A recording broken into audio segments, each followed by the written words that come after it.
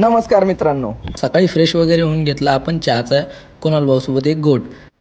त्याच्यानंतर आकाश भाऊ लागले इकडं पोहे बनवण्यासाठी कांदे कापायला आणि दादा आणि भैया लागले इकडं पोहे बनवण्यासाठी तयारीला.